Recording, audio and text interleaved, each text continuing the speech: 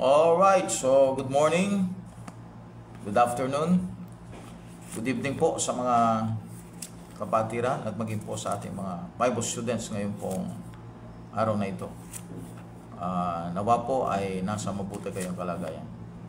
So we will continue our subject or topic on the book of John. And we are now in chapter number 2. Okay, book of John, chapter number 2 po tayo. Natapos po tayo sa chapter 1, so we will now continue sa book of John, chapter number 2. Okay? So may God bless His holy word.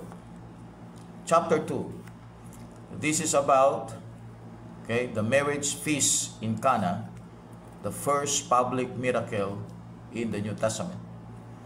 This is from verse 1 to verse 11.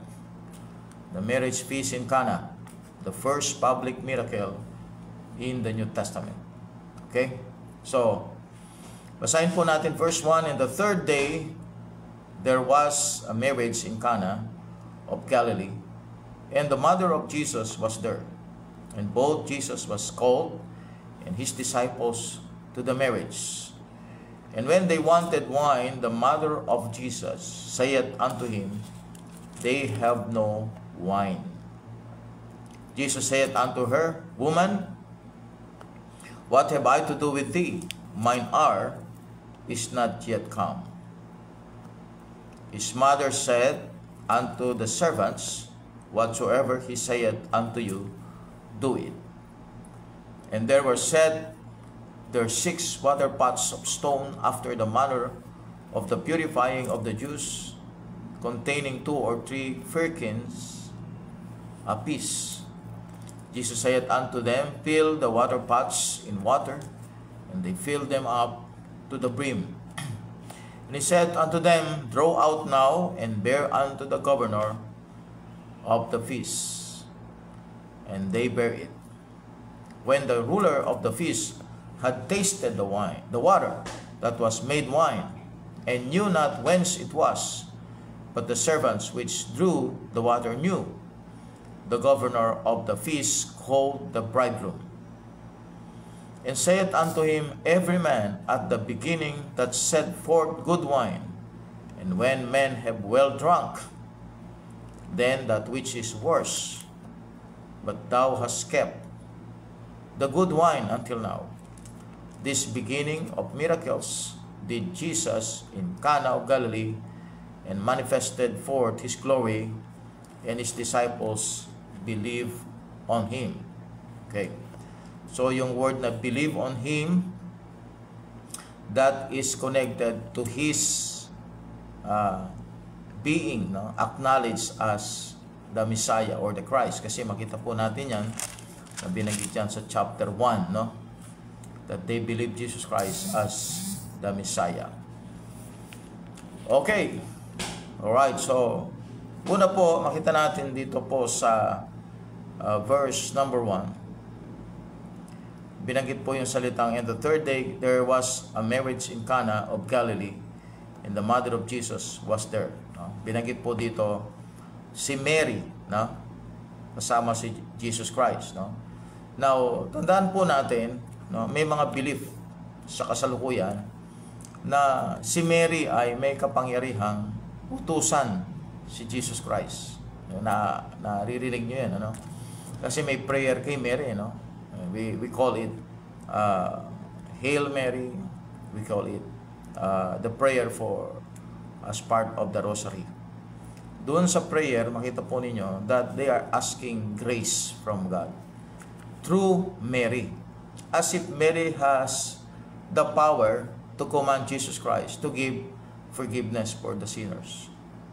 Pero makita natin dito sa chapter 2 ng book of John, which is a very illustrative, no?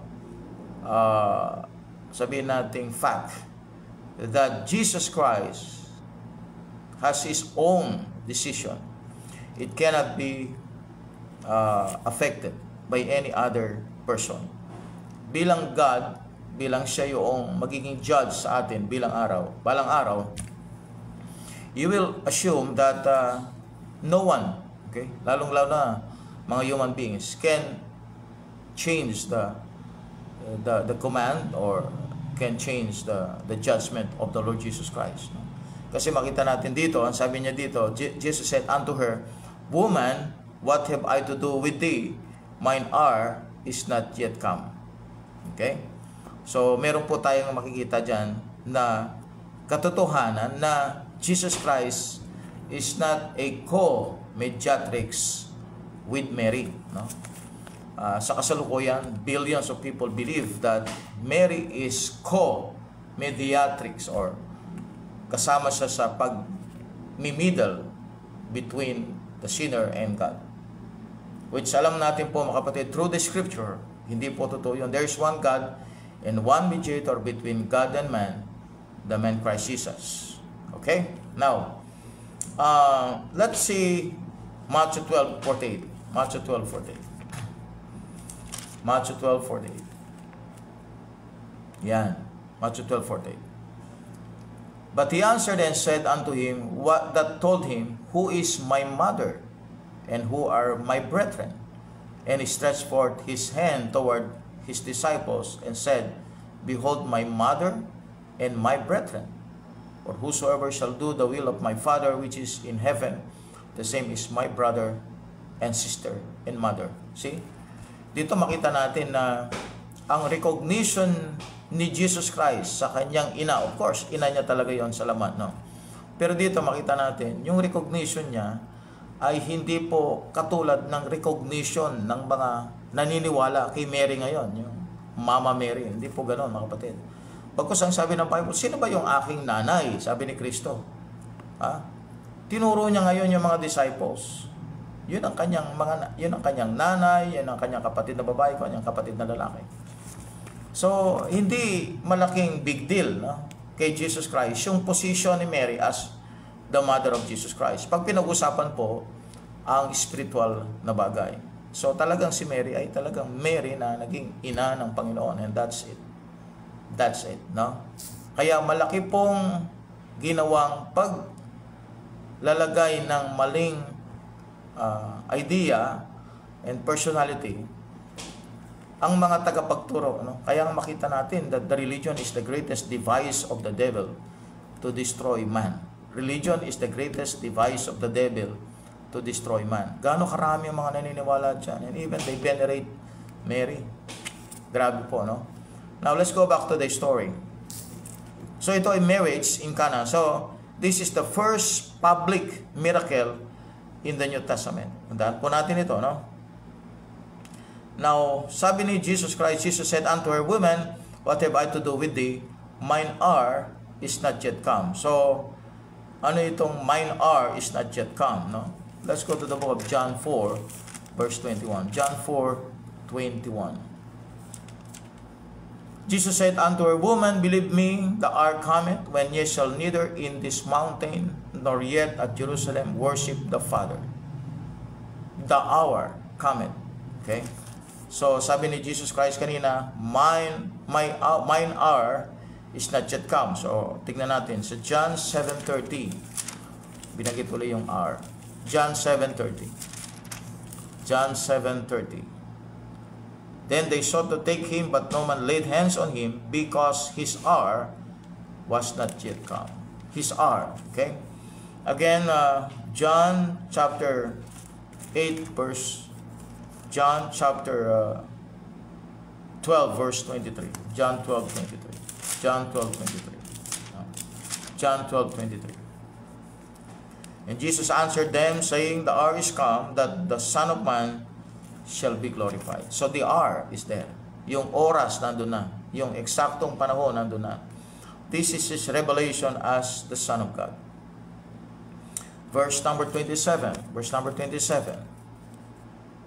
Okay, ang sabi niya dito, Now is my soul troubled, and what shall I say? Father, save me from this hour, but for this cause came I unto this hour. Itong oras na ito. So, madalas binabagit niya itong oras na ito. Ito yung oras na ito. Ibig sabihin, God has a timetable for everything. No? Si Jesus Christ, meron din siyang timetable for everything. No? May araw na i-reveal niya ang kanyang sarili bilang the Son of God. May araw na i-reveal niya ang kanyang sarili bilang Christ. May araw na i-reveal niya ang kanyang sarili bilang the Lamb of God, no? Na magsasacrifice sa cross. Okay.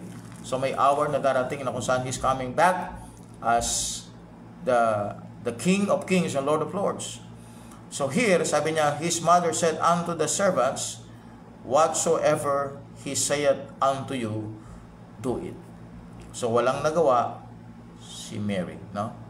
So sa John 13:1 and John 17:1 binanggit din po yung hour, yung oras, yung panahon. Now, so ito na yung panahon. Kung ano itong panahon na ito? Ito yung panahon na kung saan God is going to show the first public miracle in the New Testament. So, ang sinasabi ni Jesus Christ diyan, you cannot give me, you cannot command me, because there is an hour for that. May panahon para diyan, no? God had set time. God set time. God set time in every season. God have set time in every purpose. At dito pinakita niya yung kanyang kapangyarihan by making the water into wine, no? Chapter 2 verse 6. Each pot contained 18 to 27 gallons. Dami, no? Sa isang pot, laki no? 18 to 27 gallons. So 6 water pots of stone would be anywhere from 72 to 162 gallons of liquor. Ang dami, no? Daming paiinumin ito. If it was fermented, it could have gotten an army drunk. Kaya niyang lasingin ang isang army. Leviticus 10 verse 9 to 10, Habakkuk 2 verse 15. Face it, Jesus Christ broke the law if He created fermented liquor. It was not. It was a supernatural wine. Take note of that. It was a supernatural wine. Notice in the passage that He is speaking of His death on the cross, verse 4. Yung sinabi niyang, mine are. Okay? It was not that in the passage He was speaking of His death on the cross in connection with wine. Now, bakit po may connection sa wine? You are told that the grape that has pure blood is in the cluster. Isaiah 65 verse 8. On the vine, Matthew 26:29.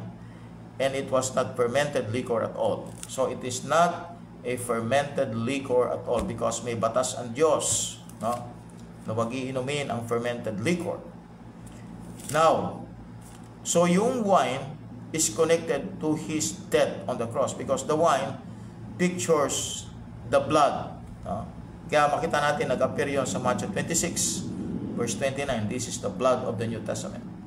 So that is the wine. No?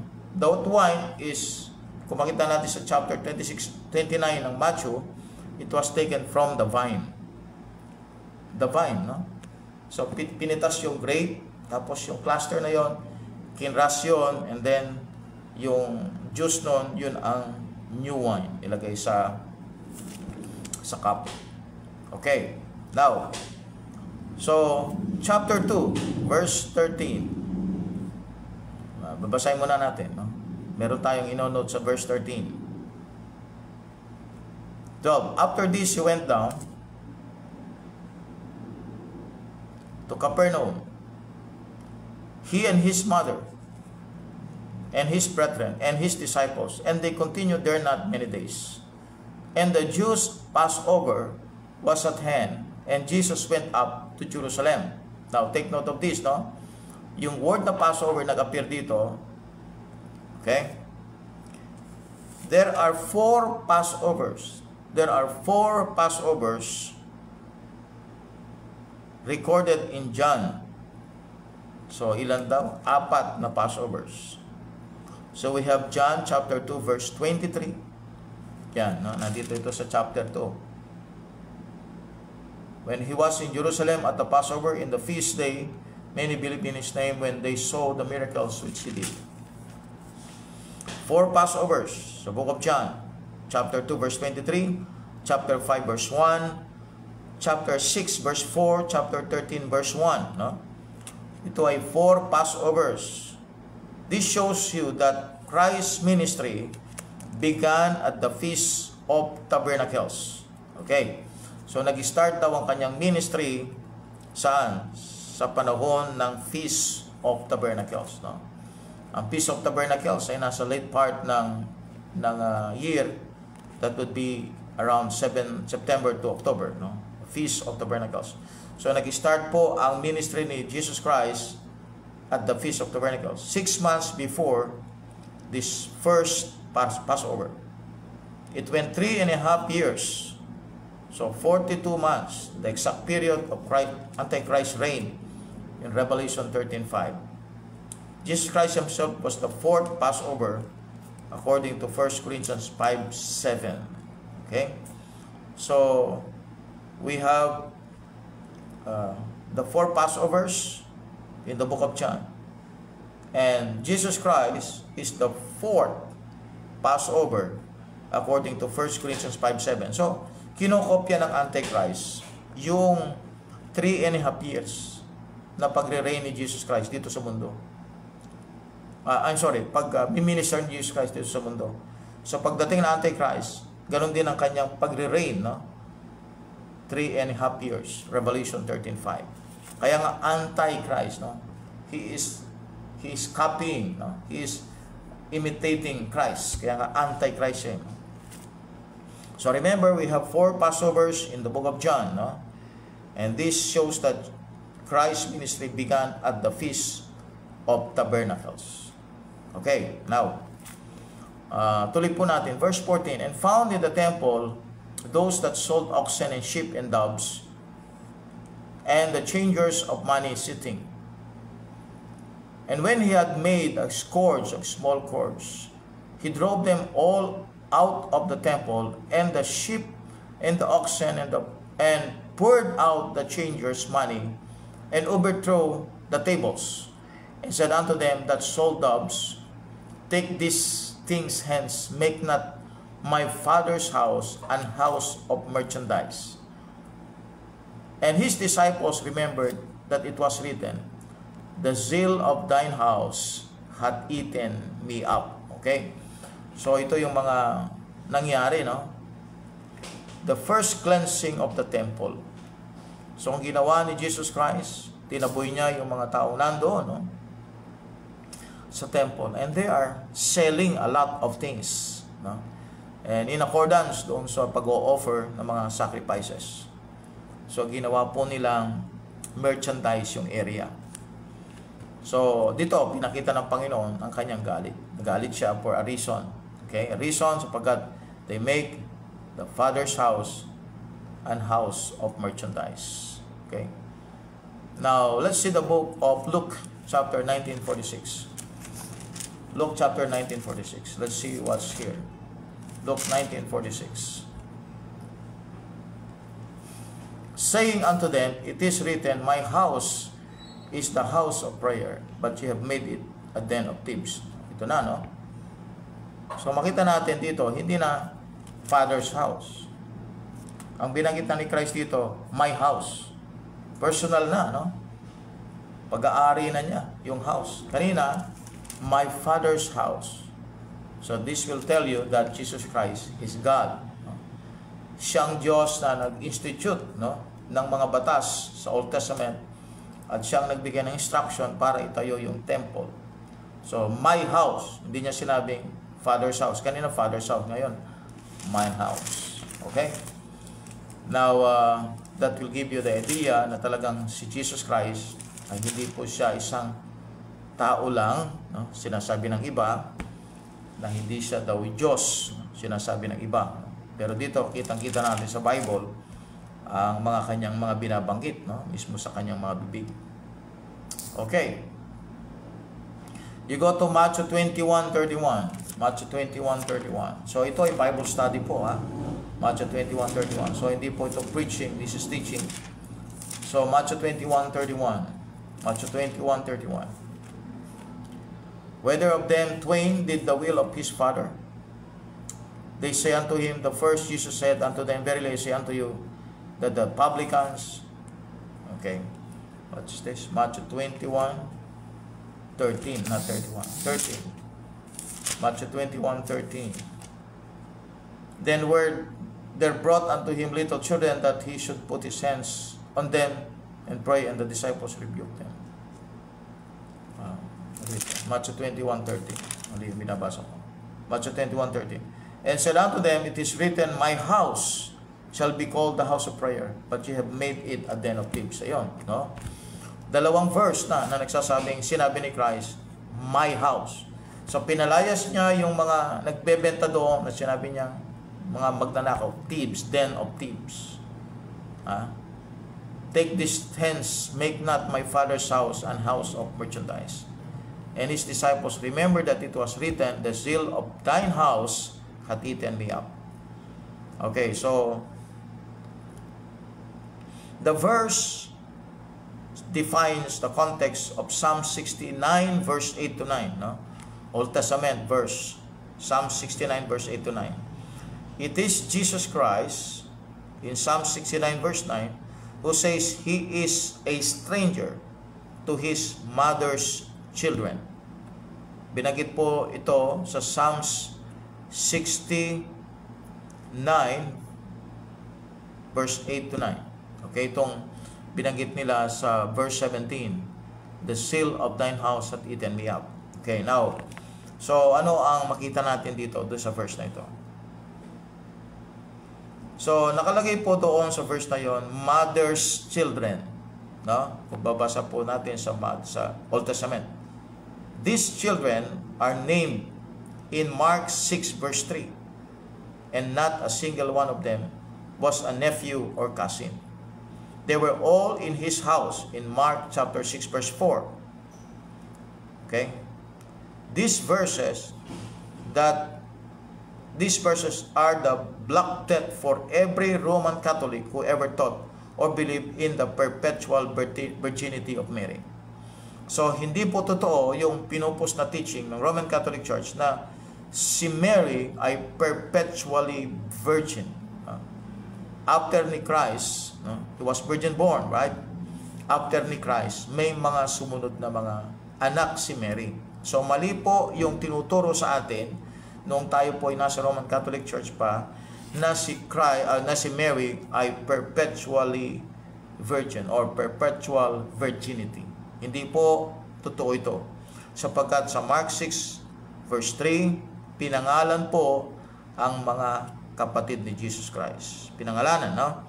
At binanggit po in his own house. Ibig sabihin, family ni Jesus Christ yun. So may kapatid si Jesus Christ in the flesh, no? Kaya binanggit din po sa Psalm 69 verse 9, mother's children, no? Kaya talaga pong nakikita ko ito, no? Ang Bible po ay napakaselan niya. Napakaselan niya. Kapag hindi po talaga tayo umayon at naglagay tayo ng sarili nating interpretation, maraming tao na susunod sa atin kung tayo magtuturo na maliligaw sapagkat we put our own interpretation. Napakaselan po niya. Ang tawag diyan ay exegesis. Pag nag-exegesis ka, you are getting the meaning from the scripture.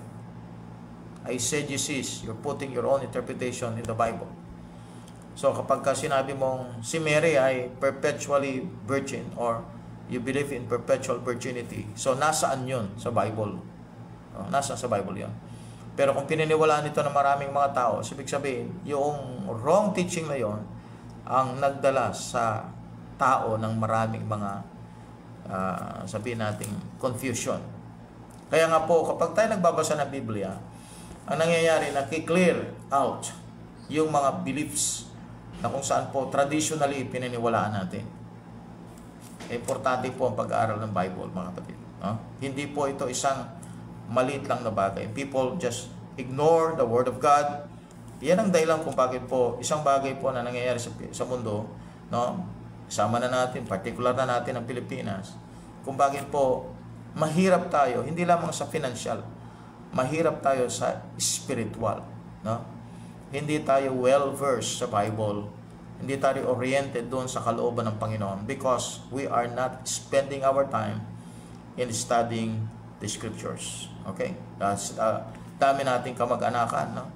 na meron silang paniniwala kay Mary, at ang tingin nila kay Mary ay isang pag-asa na pwedeng magbigay sa kanila ng kaligtasan sapagkat siya ay co-mediatrix ni Christ.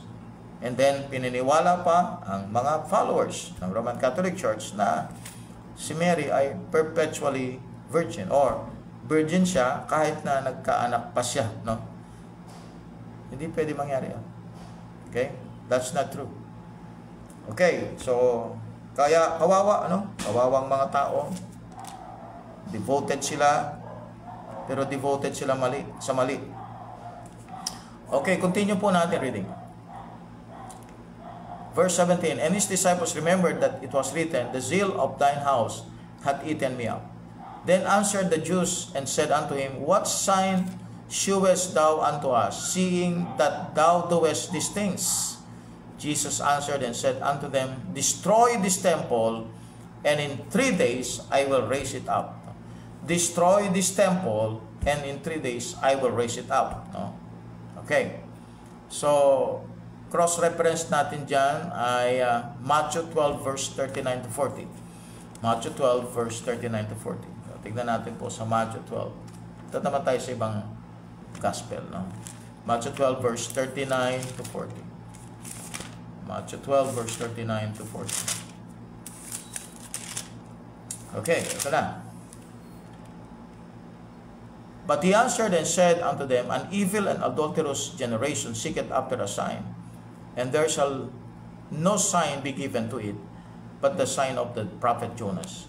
For as Jonas was 3 days and 3 nights in the whale's belly, so shall the Son of Man be 3 days and 3 nights in the heart of the earth. So nagsisimula na tayong nag-aaral ng number, no? Itong number 3, no? Number 3 na ito, connected po ito, kapatid, dito po sa sinabi ng Bible. Itong 3 na ito ay kinonect niya sa araw, no? Araw. Sabi niya 3 days. At ikinonect niya ito sa kanyang pagkabuhay maguli.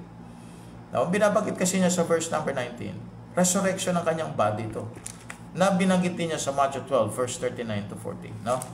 Now, so hindi yun yung temple na kanya tinutukoy, no? Yung temple na nakatayo. Sabi niya, this temple, so makita natin yung word na this, no? Pagpunta natin sa Matthew 16:18, mahalaga din yun. Upon this rock, no? So hindi niya tinuturo si Peter.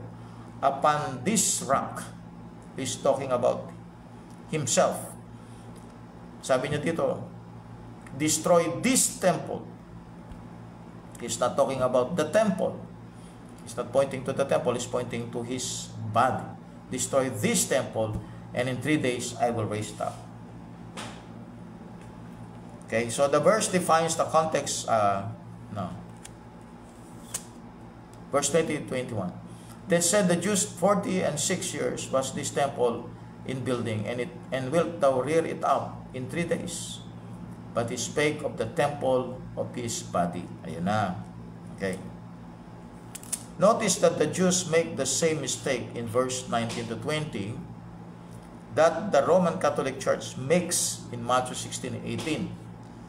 In both cases, the enemies of Christ misinterpret the word this here. No? Here ang this connected sa temple, which is his body. This temple does not refer to the temple in which the Jews are. Verse 15. Jesus is talking about his own body at the crucifixion in Matthew 16:18. This rock has no reference to Simon Peter at all. Huh? So in both cases, Jesus Christ pointed to himself. So this temple, this rock, pointed to himself. Okay. So ituloy po natin ang pagbabasa natin. Verse 22, when therefore he was risen from the dead, his disciples remembered that he had said this unto them, and they believed the scripture and the word which Jesus had said. So binanggit ng Panginoong Jesucristo ang resurrection dito after 3 days. Binanggit din ni ni Jesus Christ dito ang bagay na mangyayari sa kanyang katawan. And they remembered, nung siya'y nabuhay na maguli, they remembered this. So, pagsulat ni John, papansinin niyo yung pagkakasulat ni John, yung style ng kanyang writing. Sinulat niya ito na habang nag-iisip, habang ang pag-iisip niya ay tapos na ang lahat. Kasi tingnan niyo, sabi niya, and they believed the scripture and the word which Jesus had said nung nag-resurrect na si Christ. No? So while writing the book of John, the mind of John, okay, is connected to the last things that will happen to Christ. Therefore he was written when therefore he was risen from the dead. So binanggitan niya kaagad dito yung pagkabuhay muli ng Panginoon, as chapter 2 pa lang tayo. Okay. So, verse 23. Now, when he was in Jerusalem at the Passover, so take note of verse 13, Passover. And the Jews' Passover was at hand. Jesus went up to Jerusalem. So, Passover nangyari ito. No? When he was in Jerusalem at the Passover, in the feast day, no? Tulad ng pinanggit natin kanina, the Feast of Tabernacles, many believed in his name when they saw the miracles which he did. Okay? So they believed in his name when they saw the miracles which he did. So, yung miracles po, yun ang naging way para po sila maniwala na si Kristo na si Jesus Christ, siya yung Messiah or Christ ng Israel. Because in 1 Corinthians 1:22, no? 1 Corinthians 1:22, sabi ng Bible dito, for the Jews require a sign, and the Greeks seek after wisdom. So nakita nila yung sign, yung mga miracles na ginawa ng Panginoon. So they believe. Anong believe ang ginawa nila dito? They believe that He is the Messiah, prophesied in the Old Testament. Verse 24, but Jesus did not commit himself unto them, because he knew all men. Now, that is something, no? Si Christ, meron siyang power to know all men. No? Kung siya po ay tao lang, nakatulad natin, hindi po ito babanggitin ng Bible. Sabi ng Bible, because he knew all men, and needed not that any should testify of men, for he knew what was in man. No? Alam ni Christ ang lahat ng tao, at alam din ni Christ ang nasa loob ng tao. No? So, sino siya? Siya Diyos. Verse 24 to 25 are an absolute denial of the modernistic doctrine of the basic goodness of human nature. The basic goodness of the human nature. No? Meron kasi pong modernistic doctrine na tinatawag nila ngayon sa ating panahon, the basic goodness of human nature. Meron daw basic goodness sa atin. Meron daw tayong kabutihan. We are good. Okay? By nature. We are good by nature. Okay? Now, verse number, what Jesus Christ knew of what was in man is pretty clear by the fact that he called his own disciples evil without even analyzing them. Luke 11:13. No? Ano bang nasa tao? Ang alam ng Diyos na nasa tao ay ang tao ay evil. Sinful. Sinner. Yan ang alam ng Diyos sa tao. Okay? Jesus tells you what is in man in no uncertain terms. Mark 7 verse 21 to 23. Tingnan natin ito. Ano ba yung nasa tao? Mark 7 verse 21 to 23. Okay. For from within, out of the heart of man, proceed evil thoughts, adulteries, fornications, murders, thefts, covetousness, wickedness, deceit, lasciviousness, an evil eye, blasphemy, pride, foolishness. All these evil things come from within and defile the man. So ano yung nasa tao? Okay? So yung verse, modernistic doctrine that there is a basic goodness. May mabuti sa kaloob. Meron kang mabuti sa kalooban mo. No? Mga kapatid, bago natin isipin na may mabuti sa tao, isipin muna natin, ano yung sinasabi ng Diyos patungkol sa tao. Basically, ang tao po ay evil. No? Huwag tayong mabubulag, no, sa mga pangako ng tao. Huwag tayong magpapadaya sa pangako ng tao. Basically, mga kapatid, lahat ng tao, no, ay makasalanan. So, merong evil nature sa atin. Okay? Kaya anong nasa atin na nakita ng Diyos? We are what? Evil. Kaya nga kailangan niya tayong maborn again. Because there is evil in our hearts. Alright, now. Okay, so again, his own disciples were called evil. In Luke 11:13, Jesus tells you what is in man in no uncertain terms. He found no gods or goddesses in any man or woman on the face of the earth. Walang gods or goddesses in any man or woman in the face of the earth. Kaya mali po ang paniniwala ng Buddhism, no? Benevolence, no? Yung bang lalayo ka sa mga worldly things hanggang sa maging pure ka, hanggang sa maging ma-reach mo yung nirvana, you know? Yung ma-reach mo yung pag-promote sa'yo na maging God ka, like Brahma, no? Maging God ka, mag-belong ka doon sa goodness ng nature. No, mga kapatid, hindi mangyayari yan. Ang cycle ng buhay ng tao, kung siya ipapanganak ulit, will become evil. No? Kung magkakaroon ng reincarnation, ipapanganak ka ulit, be evil ka pa rin. Because, yun ang sinasabi ng Diyos sa Bible. Okay? So that is chapter 2. Diniscuss natin the marriage feast in Cana, the first public miracle in the New Testament. We have the first cleansing of the temple. Ito, binanggit ang pagka-Diyos ng Panginoong Jesucristo. Okay? At binanggit din dito na si Mary ay hindi siya perpetually virgin or yung teaching na perpetual virginity. Okay? At binanggit dito na ang man is basically evil. Alright, yun ang pong napag-aralan sa chapter 2. Thank you for joining me. Amen. At salamat po kay Brother Johnny Ingano, Sister Nolin, Sister Gemma, Brother John Aldrin, Brother Christian